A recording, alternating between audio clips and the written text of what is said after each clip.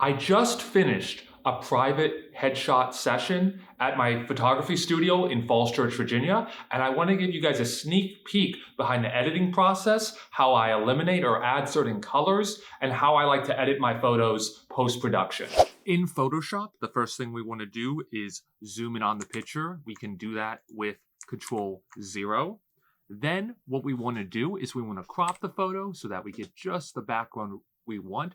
We can do that by pressing the C key. You can change your ratio in the top left corner, either by pixels or a 4:5 ratio. If you want to do Instagram, I'm going to keep it a square right here because we're going to be using this as a professional portrait. And then you can center the photo. It shows the alignment in terms of thirds here. So I like to leave a little bit of room up top, not completely. Give the photo no space, and when you're done, press enter. And so that will crop the photo. You can always press C again to go backwards so it doesn't actually permanently cut off anything in Photoshop here. We're trying to make non-destructive changes. Then I'm going to duplicate the initial layer with Control or Command J. Then I'm going to make a blank layer with Control Shift Alt N. You can also press the plus key next to the trash can in the bottom right corner.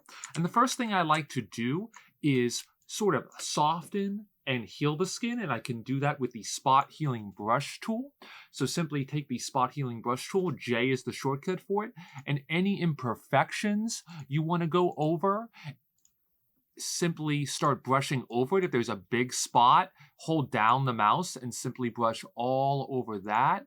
And then you see this lighting hotspot here. I'm going to gradually go over it, but if I can't, get rid of the whole spot or it's not to my liking, I can simply erase it with the E key, or I can press Control Z to go back. Again, with the Spot Healing Brush tool, you want to just make minor, small changes. You don't want to technically try to change anything big. The Spot Healing Brush tool really isn't for that. So smooth out the skin a little bit here. And then if there's anything you don't like, again, you can press the E key to bring up the eraser tool and erase any of these changes. That's why we're doing this on our blank layer, so that none of the changes are permanent. In Photoshop, we want to just introduce subtle, small changes here, okay? So then afterwards, we want to also paint the skin to make a more clear, concise tone. You see we have some blotchy red spots, and we want the skin to be a little bit more clear. So we are going to make another new layer. We can rename this layer the brush layer, or whatever we want to name it. You can rename it by double-clicking on that layer. And I'm going to press the B key for the brush tool.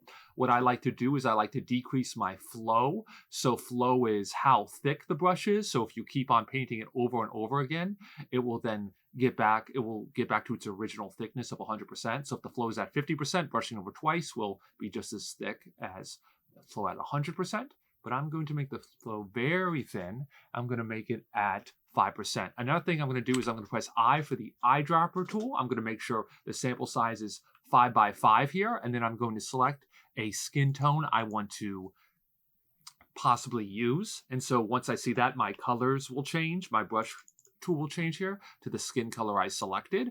And once I do that, I can go back to my brush tool with the B key. I can press plus or minus to enlarge my brush. And I'm simply going to start then brushing over spots that I want to brush over, which are the red blotchy spots. And we're going to kind of give the skin a more cohesive look here.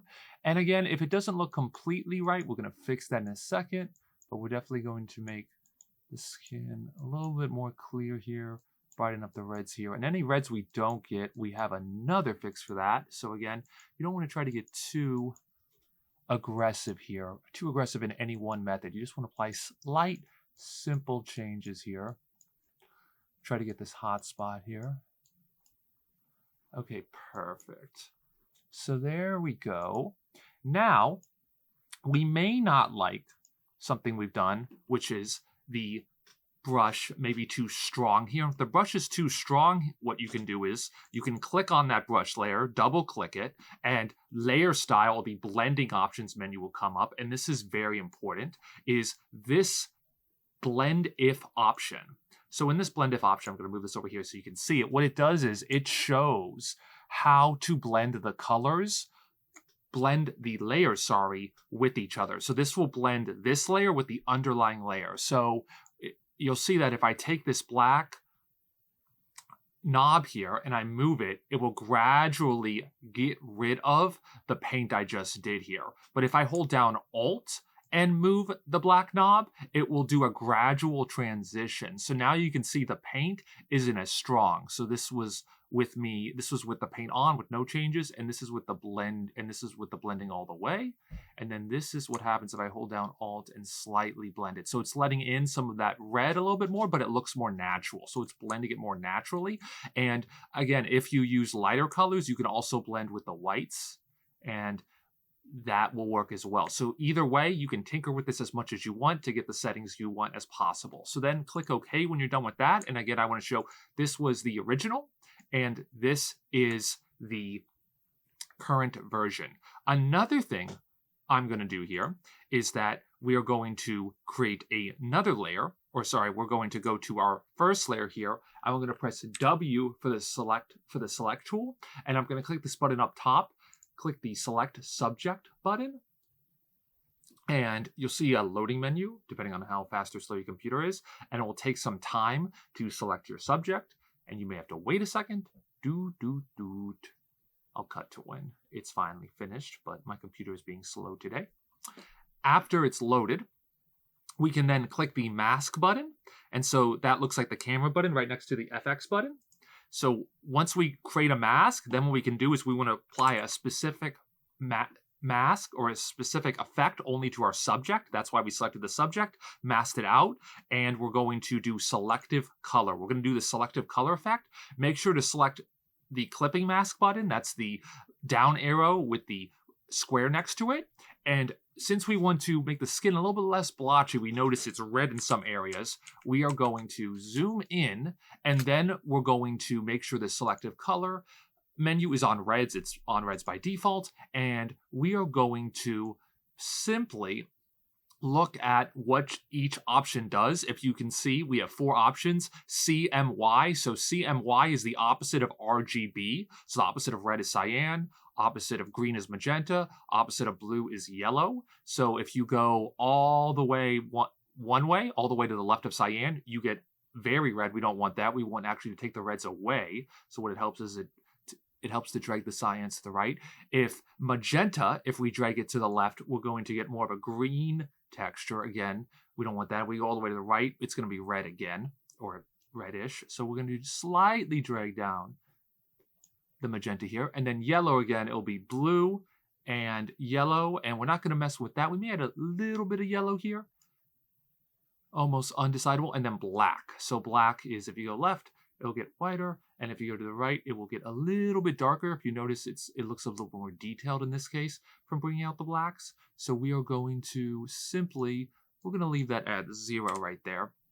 So that's the selective color filter. So if you notice here, this is the original, and this is after. So there's a lot less red. The colors blend well together, and the skin looks a lot less blotchy.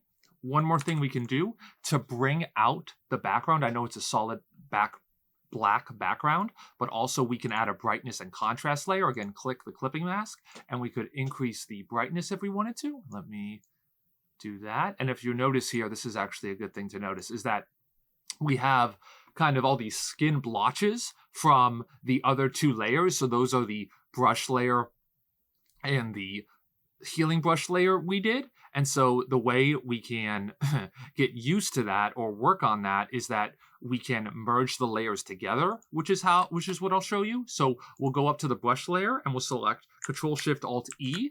And what this will do is this will merge all the layers below it up top.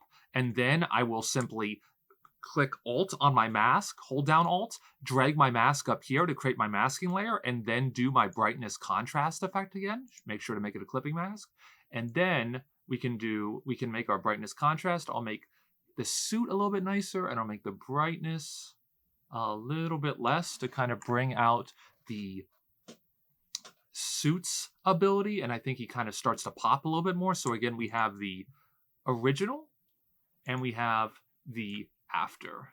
So I think we did some good work there. I think we did a great headshot there.